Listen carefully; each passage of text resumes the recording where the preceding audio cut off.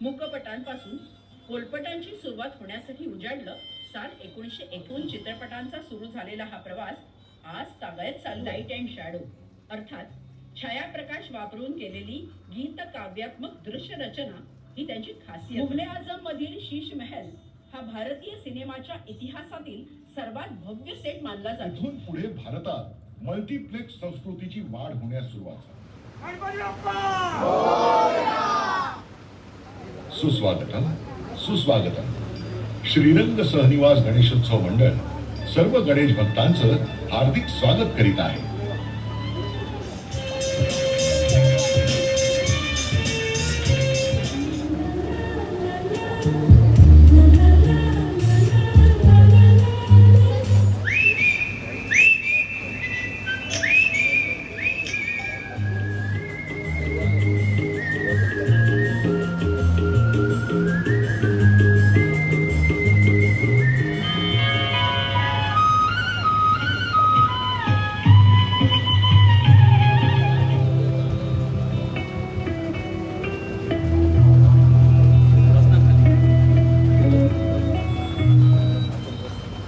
काय मंडळी, कुठे हरवलात? कानावर पडलेल्या या कर्णमधुर सुरावटीने कुठे नेलं तुम्हाला? कसल्या कसल्या आठवणी जाग्या झाल्या? नकळत कुणाच्या ओठावर आलेलं हसू, तर काहींच्या डोळ्यात तरळलेलं पाणी. अहो, हीच तर जादू आहे सिनेमाची. प्रत्येक माणसानं वयाच्या कुठल्या ना कुठल्या टप्प्यावर सिनेमा पाहिलेला असतोच, आणि सिनेमा किंवा चित्रपट पाहून न भारावलेला माणूस हा विरळाच. पहिला खरा खुरा भारतीय चित्रपट म्हणजे 1913 साली प्रदर्शित झालेला दादासाहेब फाळके यांचा राजा हरिश्चंद्र हा मूकपट. मूकपटांपासून पोलपटांची सुरुवात होण्यासाठी उजाडलं साल 1931. आलमारा हा पहिला भारतीय बोलपट ठरला. तर याच वर्षी प्रदर्शित झालेला प्रभात फिल्म कंपनीचा अयोध्येचा राजा हा पहिला मराठी बोलपट ठरला. तेव्हापासून चित्रपटांचा सुरू झालेला हा प्रवास आज तागायत चालू आहे. यात कला निर्मितीच्या विविध क्षेत्रातील स्थित्यंतरांनी, तंत्रज्ञानाच्या नवनव्या आविष्कारांनी हे सिनेमाचं कलाविश्व समृद्ध झालेलं दिसून येतं. 1947 ते 1960च्या दशकात गुरुदत्त, बिमल रॉय, सत्यजित राय यांनी कलात्मक व सामाजिक दृष्ट्या समृद्ध चित्रपट दिले. मात्र स्वातंत्र्यपूर्व आणि स्वातंत्र्योत्तर काळात अगदी 1921 ते 1987 पर्यंत सातत्यानं नवनवीन प्रयोगशील आशययुक्त चित्रपटांची निर्मिती, दिग्दर्शन, अभिनय करून चित्रपट क्षेत्रात भरीव योगदान देऊन आपला ठसा उमटवला तो व्ही शांताराम यांनी. सामाजिक आशय व कलात्मक वैशिष्ट्यांनी नटलेल्या व्ही शांताराम यांच्या चित्रपटांनी चित्रपट रसिकांना मनोरंजनाबरोबरच चित्रपट माध्यमाबद्दल सकारात्मक विचार करण्यास प्रवृत्त केलं. अयोध्येचा राजा हा पहिला मराठी बोलपट दिग्दर्शित करून त्यांनी पुढे चित्रपटातील विविध आव्हानं यशस्वीरित्या स्वीकारत नवनवीन प्रयोग केले. दुनिया न माने, पडोसी, डॉक्टर कोटनीस की अमर कहाणी यासारखे सामाजिक देशभक्तीपर चित्रपट, नवरंग, झनक झनक पायलबाजी यासारखे रंगीत छायाचित्रणाचा अप्रतिम वापर, शास्त्रीय नृत्य, लोककला व संगीताचा सुरेख मेळ असलेले चित्रपट, तसेच दो आंखें बारा हात यासारखा वास्तववादी चित्रपट अशा विविध कलाकृती व्ही शांताराम यांनी सादर केल्या. आधी प्रभात फिल्म कंपनी आणि त्यानंतर राजकमल कला मंदिर या चित्रपट कंपन्यांमार्फत त्यांनी चित्रपट निर्मितीत शेवटपर्यंत विविध तांत्रिक प्रयोग आणि सांस्कृतिक मूल्यांचा संगम घडवून आणला. गुरुदत्त या मनस्वी दिग्दर्शक, निर्माता व अभिनेत्यानं आपल्या उण्यापुऱ्या 39 वर्षांच्या आयुष्यात अतिशय प्रभावी प्रकाश योजना म्हणजेच लाइटिंग आणि छायांकन अर्थात सिनेमॅटोग्राफी यांचे विलक्षण प्रयोग करून मानवी भावविश्वाचे असंख्य कंगोरे आपल्या चित्रपटातून सादर केले. लाईट अँड शॅडो अर्थात छायाप्रकाश वापरून केलेली गीत काव्यात्मक दृश्य रचना ही त्यांची खासियत होती.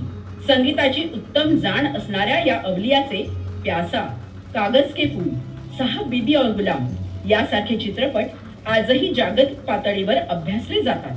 हिंदी चित्रपट सृष्टीचे शोमॅन म्हणून ओळखले जाणारे राज कपूर यांनी व्यावसायिक चौकटीत राहूनही आपल्या आरके या चित्रपट निर्मिती संस्थेद्वारा आवारा, श्री 420, संगम, बॉबी, सत्यम शिवम सुंदरम, प्रेमरोग यासारखे सामाजिक व नैतिक प्रश्नांवर भाष्य करणारे चित्रपट दिले. 1957 साली मेहबूब खान दिग्दर्शित मदर इंडिया हा चित्रपट प्रदर्शित झाला. त्या काळातला हा सर्वात महागडा व तांत्रिक दृष्ट्या समृद्ध चित्रपट होता. ग्रामीण समाजाचा आरसा व भारतीय स्त्रीची ताकद, मातृत्व, त्याग यांचे दर्शन घडवणारा हा सिनेमा ऑस्कर पुरस्कारासाठी नामांकित झालेला पहिला भारतीय चित्रपट ठरला. मदर इंडियानं भारतीय चित्रपट सृष्टीला आंतरराष्ट्रीय ओळख मिळवून दिली. 1960 साली आलेल्या मुगले आझम या भव्य दिव्य सिनेमातील अप्रतिम सेट डिझाईन, वेशभूषा, कलात्मक भव्यता, संगीत, लेखन, अभिनय यासाठी रसिकांच्या मनात अढळ स्थान प्राप्त केलेलं आहे. त्या काळातील सर्वात मोठा, भव्य आणि खर्चिक चित्रपट जो 10 वर्षांहून अधिक काळ निर्मिती अवस्थेत होता. मुगले आझम मधील शीश महल हा भारतीय सिनेमाच्या इतिहासातील सर्वात भव्य सेट मानला जातो. कला दिग्दर्शक एम शिराज यांनी 2 वर्ष काम करून लहान मोठे 1 लाख आरसे अर्थात बेल्जियम ग्लास वापरून शीश महाल उभारला.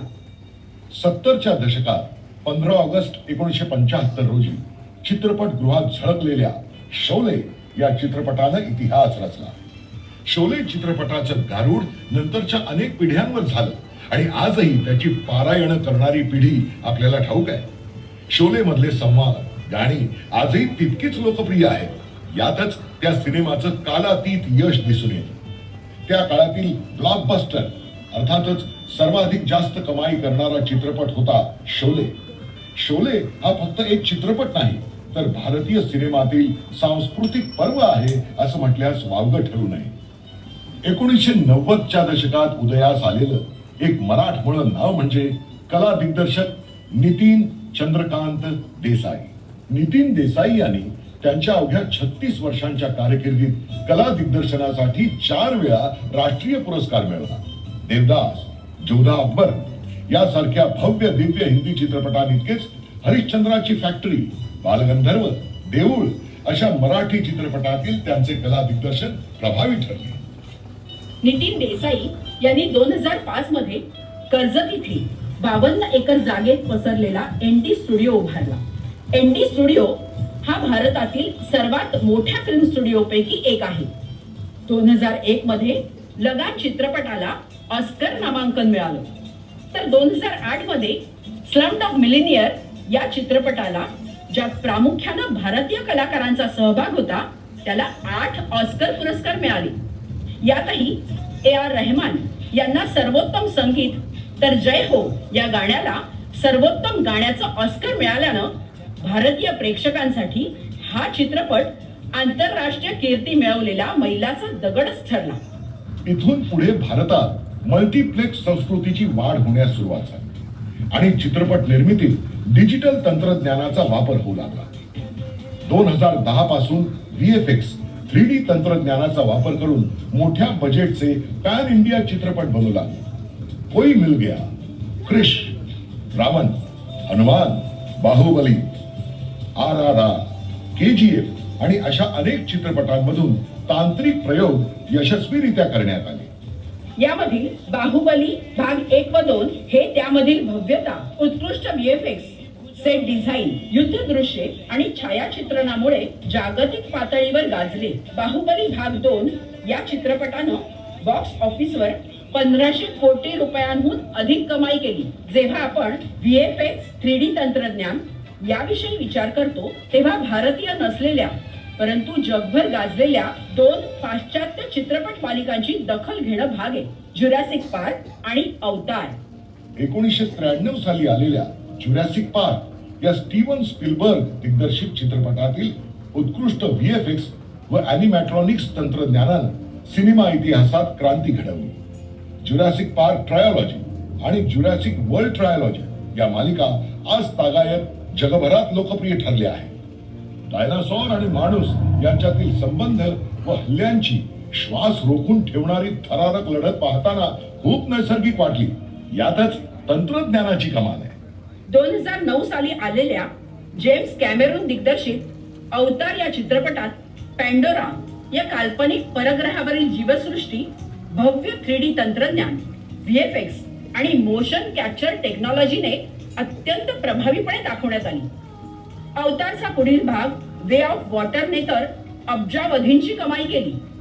पाश्चात्य चित्रपटातील तंत्रज्ञानाविषयी जेव्हा आपण बोलतो आहोत तेव्हा आपल्या माय मराठी चित्रपटात 1940 साली प्रभात फिल्म कंपनीच्या विष्णुपंत गोविंद दामले दिग्दर्शित संत ज्ञानेश्वर या चित्रपटातील ज्ञानेश्वर माऊली भिंत चालवतात यासारखे प्रसंग त्या काळात कसे बरं चित्रित केले असतील, काय तांत्रिक करामती करून ते प्रसंग पडद्यावर दाखवले असतील याचा आपण विचार केलाय का? 1998 साली आलेल्या गुलाम या चित्रपटातील 10-10 की दौड हा रेल्वे ट्रॅकवर चित्रित करण्यात आलेला थरारक प्रसंग हा प्रत्यक्षात तंत्रज्ञानाची करामत दाखवणारा होता. इथे संकलनाचं महत्व दिसून येतं.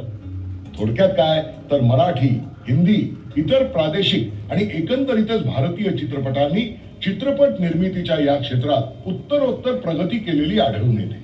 आपल्या महेश कोठारेंच्या झपाटलेला या सिनेमातील तात्या विंचू पडद्यावर सजीव होतो त्यामागे अनेक तंत्रज्ञांचा, कलावंतांचा हात असतो. अहो कोण तुम्ही? अरे, असे मध्ये स्टेजवर कसे काय आला? मी तात्या विंचू. मला मनुष्य देह धारण करायचा आहे. तुमच्या भेटी कोणी चालेल. माझा आत्मा तुझा आत्मा बाहेर. एवढी ओम पण स्वाहा. अहो तुमची गोष्ट आपण नंतर ऐकूया. नाही घाबरू नका हो. आवाज जरी तात्या विंचूंचा असला तरी ही करामत आहे ती हल्ली चर्चेत असणाऱ्या AI तंत्रज्ञानाची. अय्या हो का? माझ्या लक्षातच नाही आलं. आताच्या OTTच्या जमान्यात Netflix, Amazon prime, Jio Hotstar इत्यादींमुळे अनेक उत्तमोत्तम विषय तितक्याच ताकदीनं रसिकांपर्यंत सहजरित्या पोहोचत आहेत. तंत्रज्ञानाच्या सहाय्यानं अस्सल वाटतील असे चित्रित करून चित्रपटांचं मूल्य वाढवण्यास मदत होते. नुकत्याच आलेल्या आणि यशस्वी ठरलेल्या महावतार नरसिम्हा या अॅनिमेशन चित्रपटानं हे सिद्ध केलं आहे की चांगल्या चित्रपटाला लोकाश्रय नक्कीच मिळतो. पण अलीकडच्या काळात मराठी सिनेमांना प्रेक्षकांचा म्हणावा तसा प्रतिसाद मिळत नाही असं दिसतं. पण ह्या सगळ्या चर्चा मोडून काढणारा चित्रपट येतोय. मराठी मातीत, मराठी भाषेत, इथल्या संस्कृतीत, रूढी परंपरांमध्ये जी भव्यता आहे ती जगासमोर मांडणारा चित्रपट येतोय. दशावतार. आता तो डोक्यावर घेऊन जगाला मराठी सिनेमाची आणि मराठी माणसाची ताकद काय असते हे दाखवणं हे प्रेक्षक म्हणून आपली जबाबदारी. मंडळी, एवढ्या वेळ आपण चित्रपट व्यवसायाविषयी बोलत आहोत. पण एक गोष्ट तुमच्या लक्षात आली आहे का? आपण कुठल्याही नायक अथवा नायिकेचा उल्लेख देखील केलेला नाही. याचं कारण हेच आहे की चित्रपट हे एक टीम वर्क आहे.